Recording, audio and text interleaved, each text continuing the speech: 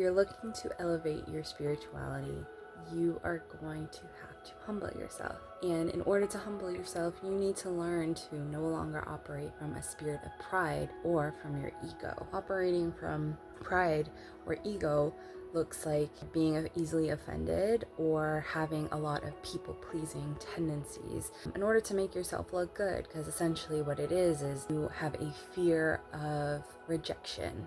And in order to be accepted, you end up putting up a facade to present yourself as something that you're not. You essentially become inauthentic.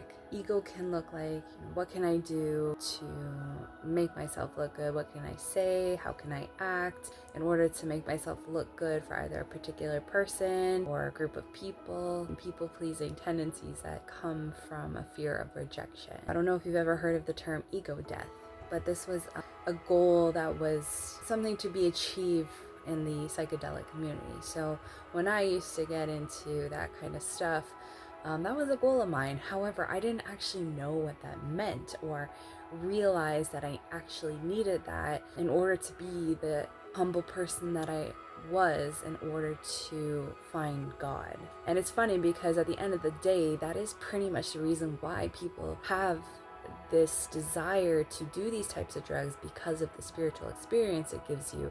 However, these kind of drugs lead you to the wrong kind of spiritual experience. The reason why people have such bad trips is because a lot of the times people cannot face themselves or their minds because they are still stuck to their ego. While I won't condone the use of drugs, psychedelics specifically, I was able to achieve this ego death. I was able to see the greater picture outside of myself and how the world does not revolve around me. I was able to kill my pride and humble myself and realize that I was running away from so many things, and all the things that I really needed were right here. And I'm talking about my family, who I am as a person, my heritage, stuff like that. Like, I used to run away and be ashamed of myself because I didn't like where I came from. I didn't like who I was because I didn't know how to. Unfortunately, we live in a world that is operating from the ego. We live in a very self-centered, self-serving world. And in the grand scheme of spiritual warfare, this makes sense, because if you know about Satan's fall to the earth, Satan is scared. He knows his time is up. He knows he's gonna lose, but he wants to take as many people with him as he can. And the thing is, it was pride that made Satan fall in the first place. Operating in a spirit of pride or ego is actually operating from fear. There is no fear in love. Fear and love cannot exist at the same time. Same way that gratitude and anxiety cannot exist at the same time, or light and darkness cannot exist at the same time, because one is the absence of the other. In order to break this spell of pride, you have to humble yourself. And there's a lot of misconceptions about the word humility, and people think it's synonymous with weakness. It's not. It requires a lot of strength. And there's a reason why a lot of people find it difficult, especially in a self-serving world, because it requires you to put yourself aside. It requires you to put others first, and not for the sake of making yourself look good or feeling good. It's about real unconditional love, which requires humility. You cannot be a loving person if you are proud and if you are egotistical. And this is why we have such a narcissistic society, because they've been taught to be all about themselves and the world revolving around them.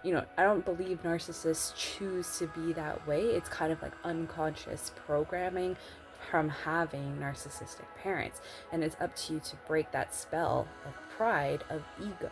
Having a society that operates on conditional love is we have a lot of people who are afraid to receive love and to accept love because they believe there's conditions attached to it, or that it'll be taken away. A lot of people don't know how to love from a selfless place. A lot of it is selfish. And if you're somebody who struggles to forgive other people, you hold grudges. If you think of somebody and you're like, screw them, like, they did this to me. I hate to say it, but you are still operating in that spirit of fear. Perfect love casts out all fear. It is the love that God is and He gives willingly, unconditionally, because we are His perfect creation and we were created out of love, for love, to be love and to show love. If you're looking to grow closer to God, to accept God, to open your heart to God, it's going to require that humility. That means dying to yourself and to your selfish needs. Realizing that life is not about you, you still hold significance. There is a God who is greater than us that just wants obedience and submission to Him.